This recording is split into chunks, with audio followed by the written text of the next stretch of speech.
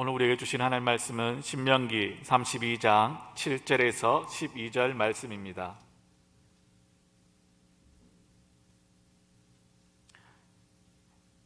한 절씩 교독하도록 하겠습니다.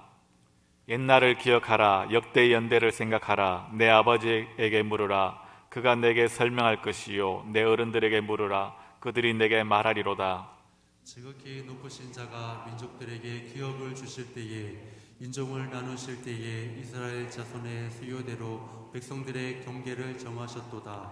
여호와의 분깃은 자기 백성이라. 야곱은 그가 택하신 기업이로다. 여호와께서 그를 황무지에서 짐승이 부르짖는 광야에서 만나시고 호위하시며 보호하시며 자기의 눈동자 같이 지키셨도다. 11절 12절 같이 읽겠습니다.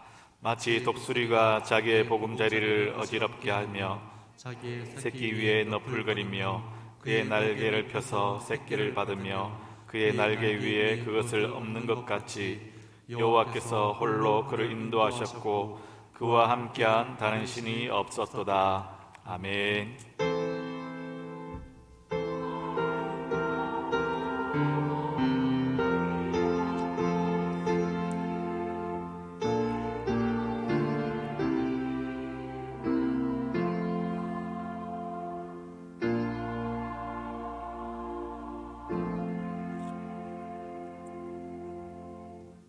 할렐루야. 우리 좌우로 인사하겠습니다. 우리 올 한 해 승리합시다.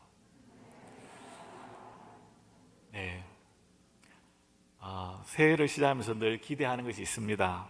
올 한 해는 정말 마지막 연말에 이르렀을 때는 올 한 해 정말 하나님 앞에서 신앙생활 잘 하였다고, 승리하였다고 그렇게 고백할 수 있기를 소망합니다.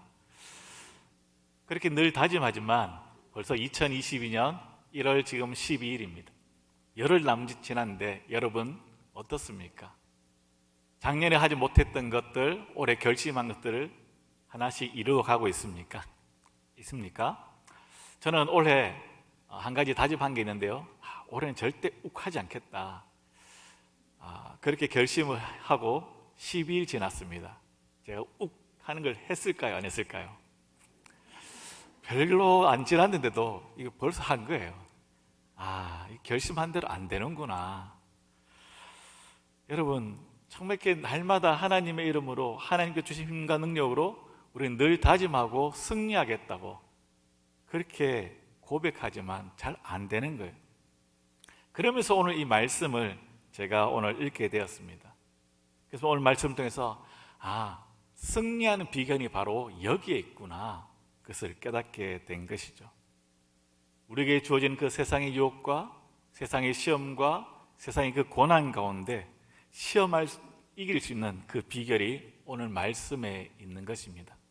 여러분, 코로나로 인해서 지금 재작년부터 해서 작년, 올해 계속 이어지는 이 상황이죠. 이런 상황 가운데서 어떻게 하면 이 모든 것들을 이길 수 있을까? 이것이 오늘 우리의 관심사입니다. 신명기 32장은 이스라엘의 미래를 모세가 노래한 것입니다.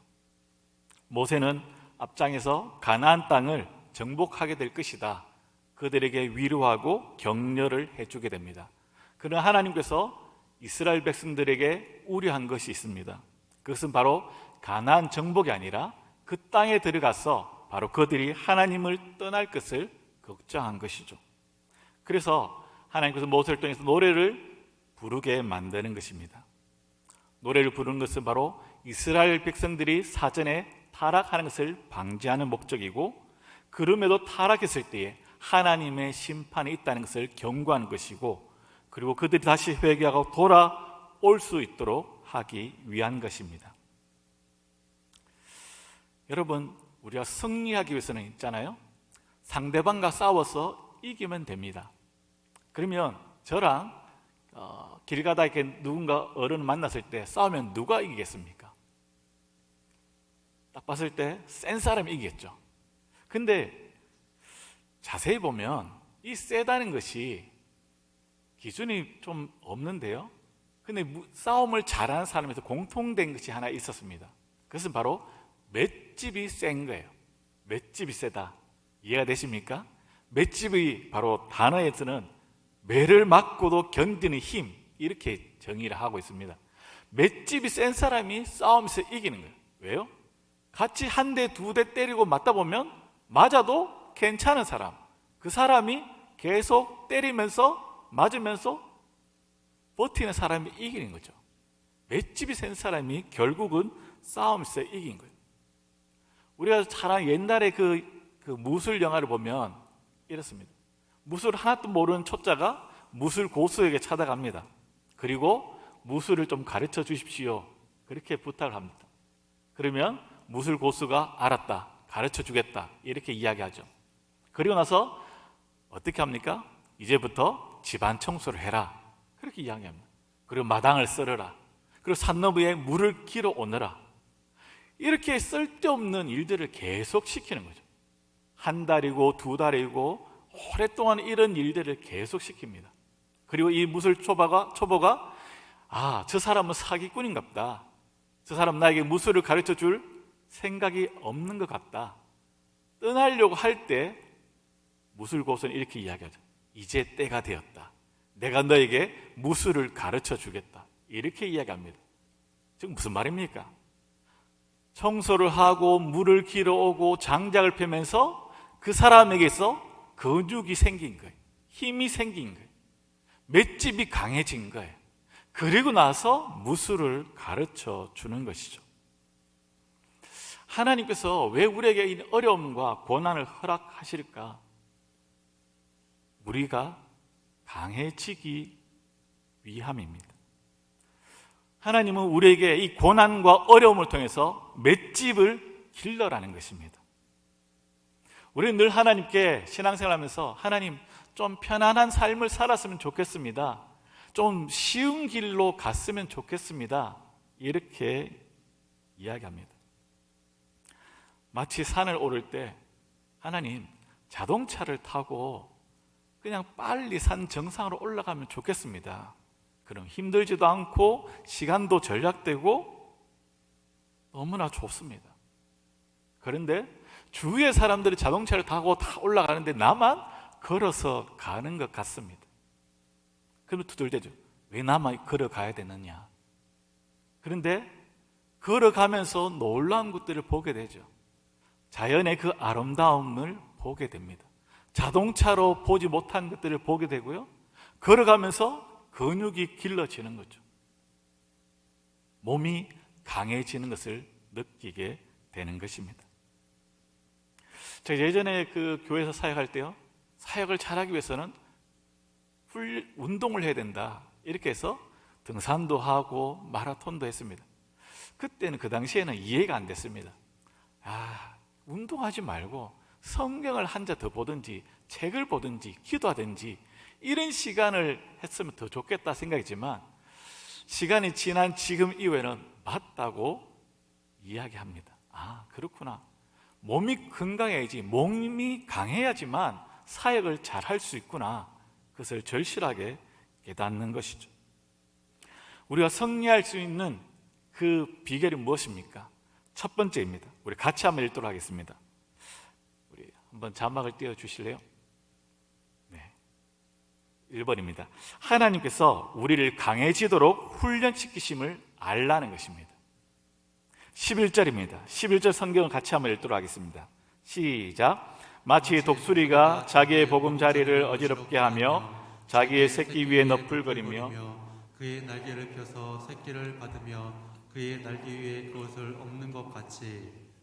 네, 하나님께서 우리에게 주어진 그 일들, 고난과 어려움과 우리에게 지금 일어나는 그 일들을 통해서 우리를 훈련시킨다는 것을 알아야 한다는 것이죠. 오늘 11절은 바로 독수리가 자기 새끼를 훈련시킨다는 것을 이야기합니다. 독수리는 벼랑 끝에 집을 짓습니다. 그리고 독수리 새끼가 날도록 하기 위해서 어떻게 합니까? 그 새끼를 벼랑 끝으로 떨어버리는 것이죠. 그러면 새끼가 바닥에 안 닿으려고 날개짓을 한다는 것이죠. 그리고 바닥에 닿기 전에 어미새가 와서 그 날개로 그 새끼를 다시 업어서 둥지로 올려놓습니다. 그리고 다시 이 벼랑 끝에서 또 새끼를 떨어뜨리는 거죠. 이것을 계속 반복해서 결국은 이 새끼는 날개를 피고 나는 법을 배우게 되는 것입니다. 우리도 마찬가지입니다. 힘든 순간, 어려운 사건, 그 고난을 통해서 하나님께서 우리를 만들어 가신다는 것입니다. 하나님은 고난 자체보다 고난을 통해서 우리의 믿음이 자라길 원하십니다. 우리의 신앙이 자라가야 하는 것이죠. 우리는 늘 고난을 없애달라고, 이 사건을 좀 눈앞에서 치워달라고 그렇게 아우성칩니다. 그러나 하나님은 이것을 뛰어넘어라고 우리에게 말씀하는 것이죠. 우리가 어린 아이였을 때는 길을 가다가 돌이나 작은 장애물만 있어도 그것에 걸려 넘어지는 것입니다. 그러나 어른이 되면 어떻습니까?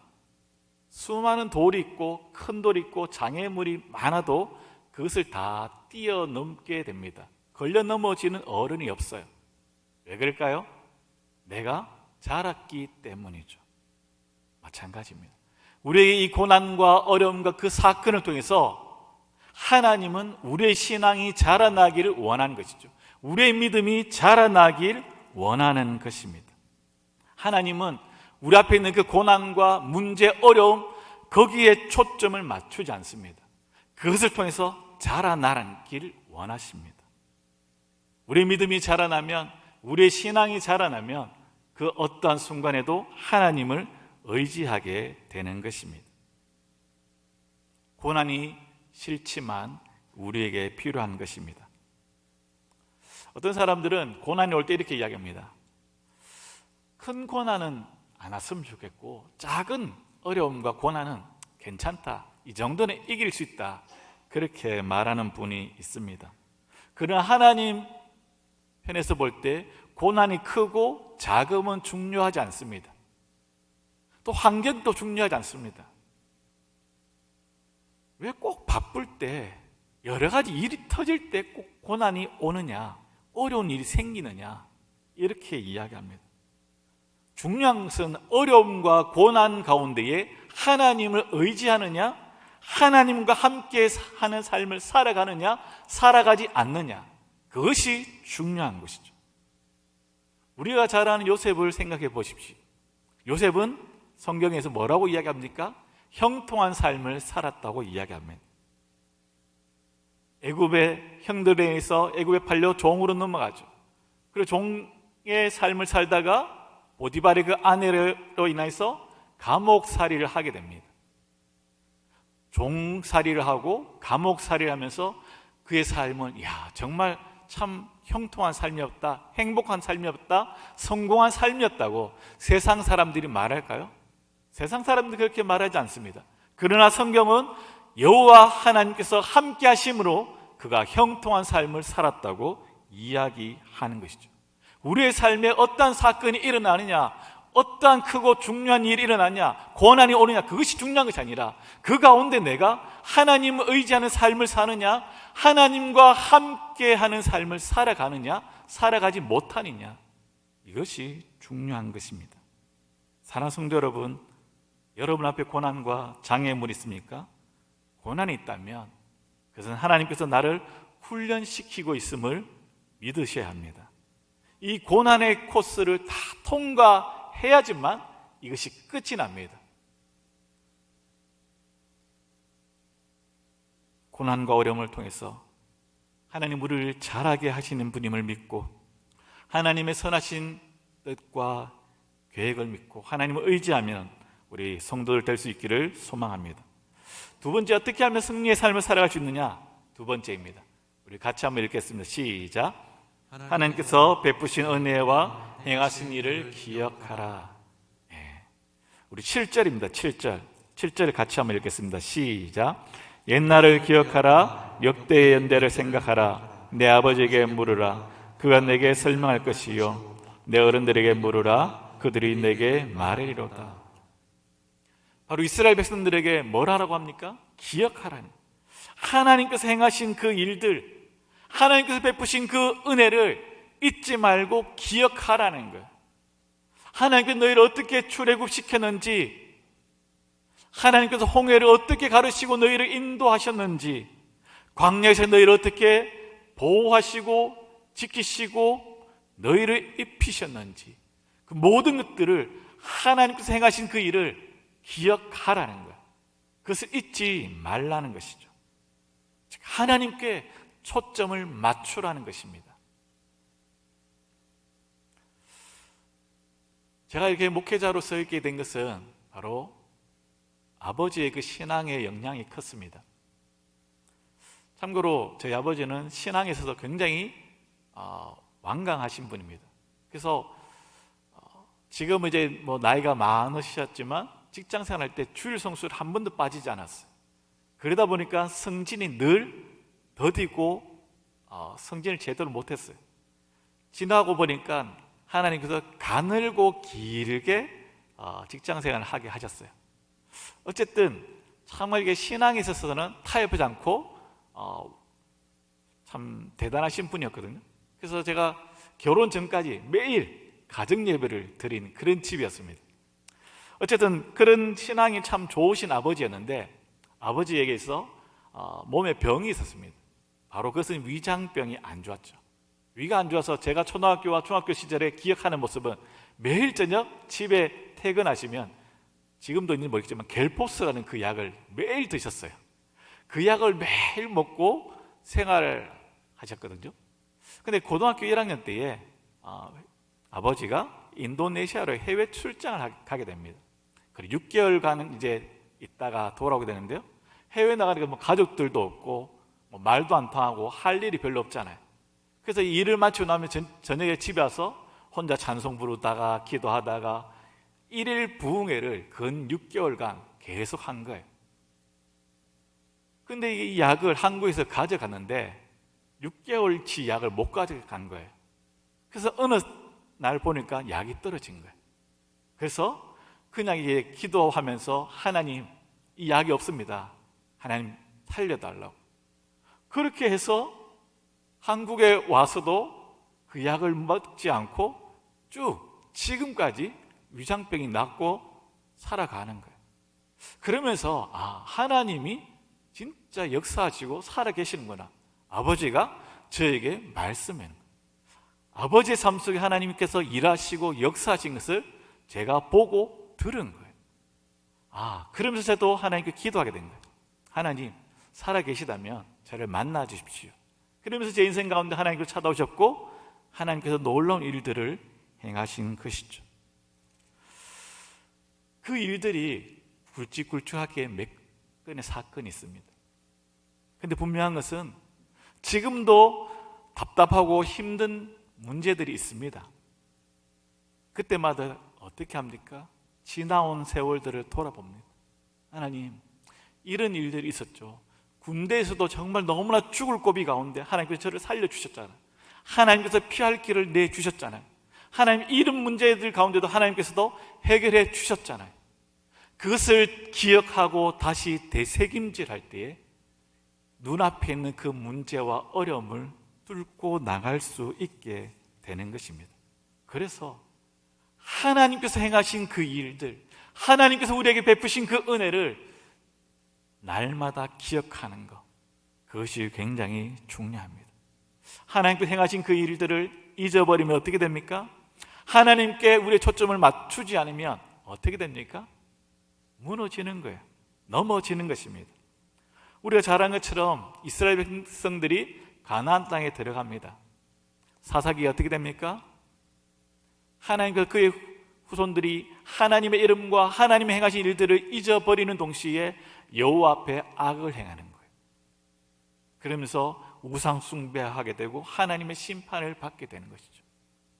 우리도 마찬가지입니다. 하나님께서 행하신 그 일들을 잊어버린 순간 하나님께 초점을 맞추어야 되는데 하나님께 초점을 맞추지 않고 다른 것에 초점을 맞추고 마음을 빼앗기다 보면 무너지는 거예요. 하나님이 아닌 다른 것에 관심을 두고 거기에 자꾸 쫓아가다 보면 우리의 삶은 무너질 수밖에 없다는 거예요. 그래서 모세를 통해서 이야기하는 거죠. 하나님께서 베푸신 그 은혜, 하나님께서 너희를 향하게 행하신 그 놀라운 일들을 잊지 말고 기억하라. 그렇게 이야기하는 것입니다. 하나님을 기억하는 것, 이것은 아무리 강조해도 지나치지 않습니다. 여러분, 작년에 어떻게 살아오셨나요? 너무나 힘들었잖아요. 그런데 힘들고 어려운 순간마다 하나님께서 피할 길을 내셨다는 거예요. 하나님께서 도와주셨다는 거예요. 저도 가만히 생각하면 아, 그렇구나, 하나님의 그 손길이었구나, 그렇게 깨닫게 되는 것입니다. 어떤 분들이 이렇게 이야기합니다. 하나님께서 내 삶 속에 큰 놀라운 일들을 행한 게 별로 없는 것 같습니다. 목사님, 어떤 분은 있잖아요, 암 걸렸는데 완치되는 경험도 있었어요. 어떤 분은 사업을 망했는데 다시 일어선 경험도 있었습니다. 근데 저는 뭐 사업도 망한 적 없고 암 걸렸다가 완치된 경험도 없고, 저는 그냥 보통 그냥 아무 어려움 없이 힘든 거 없이 잘 살아왔는데요, 밋밋했는데요, 그렇게 이야기하는 분들이 있습니다. 여러분, 저는 뭐 암 걸렸다가 다시 완치되고 사업 망했다가 일어서는 거, 그런 거 절대 바라지도 않고 말하고 싶지 않습니다. 그냥 그렇지 않고 건강하게 살고 그냥 보통 정상적인 삶을 쭉 살아가는 것, 이걸 원합니다. 이것 자체가 하나님의 은혜가 아닙니까? 그런데 이것이 은혜인지 모르는 거예요. 하나님께서 돌보시고 하나님께서 행하신 일인 줄 잘 모르는 거예요. 에이, 이렇게 사소한 것을 하나님께서 행하셨을까? 맞아요. 하나님께서 도우셨고 하나님께서 행하셨다는 것입니다. 내가 살아있고 내가 이 자리에 있고, 이것이 바로 하나님께서 베푸신 은혜이고 하나님께서 우리 삶 가운데 행하신 놀라운 역사입니다. 세 번째, 우리 어떻게 하면 다시 승리의 삶을 살 수 있을까요? 우리 세 번째 같이 한번 읽도록 하겠습니다. 시작. 우리의 정체성을 잊지 말라는 것입니다. 우리의 정체성을 잊지 않는 것이 굉장히 중요합니다. 우리 8절과 9절을 같이 한번 읽도록 하겠습니다. 시작. 지극히 높으신 자가 민족들에게 기업을 주실 때에, 인종을 나누실 때에 이스라엘 자손의 수요대로 백성들의 경계를 정하셨도다. 여호와의 분깃은 자기 백성이라, 야곱은 그가 택하신 기업이로다. 아멘. 하나님께서 민족들을 나눌 때, 그 민족들의 경계를 정할 때 어떻게 합니까? 이스라엘의 수요를 보고 결정했다는 거예요. 이스라엘 중심으로 나머지 그 민족들의 땅을 분배하고 경계선을 정했다는 것입니다. 이스라엘 백성들이 역사의 중심이라는 것입니다. 실제로 바벨론과 로마를 통해서 알 수 있습니다. 유다가 멸망할 쯤에 바벨론에게 멸망당했잖아요. 그 당시에 바벨론은 최강대국이었습니다. 그런데 유다가 바벨론으로부터 멸망했지만, 이것은 바벨론은 하나님께서 유다를 징계하기 위한 하나님의 도구였다고 성경은 이야기하고 있습니다. 이스라엘 백성의 그 징계가 끝날 쯤에 바벨론은 한순간에 멸망하게 됩니다. 바로 메대 바사를 통해서. 이스라엘을 징계하기 위한 하나님의 도구였어요. 로마도 마찬가지입니다. 우리 팍스 로마 시대 모든 길은 로마로 통한다, 이런 말이 있습니다. 그 당시에 로마의 영토가 넓어지고요, 문화와 경제도 엄청 발전했습니다. 특히 교통과 도로가 발전했습니다. 근데 이 로마의 도로와 교통을 통해서 어떤 일들이 일어납니까?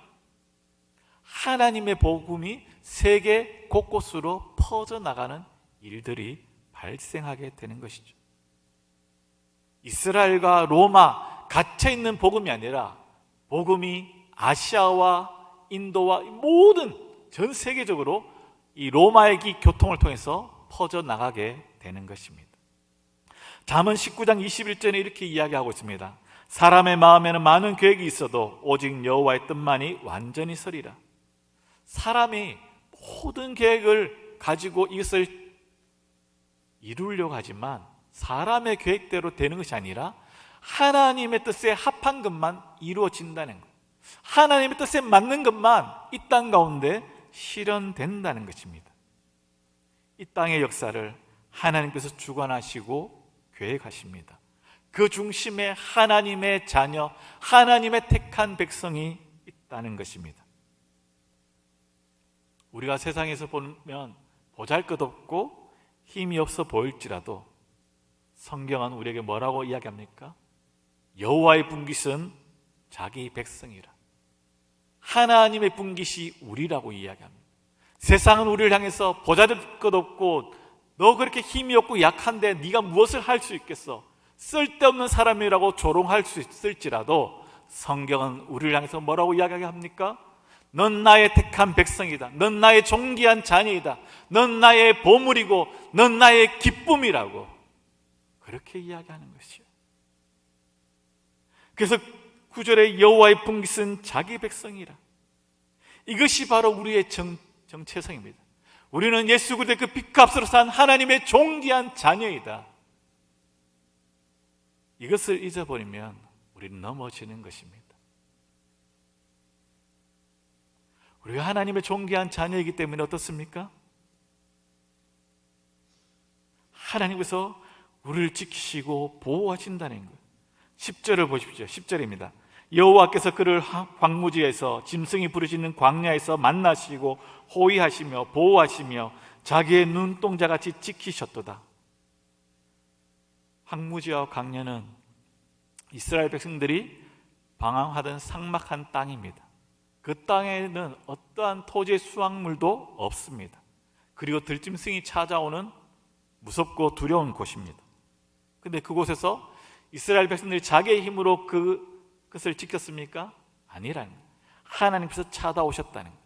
하나님께서 그들을 지키시고 보호하시고 인도하셨다고 말씀하고 있습니다. 우리는 하나님의 자녀이기 때문에 하나님께서 우리를 만나주시고 우리를 지키시고 보호하시고 우리를 인도해 주신다.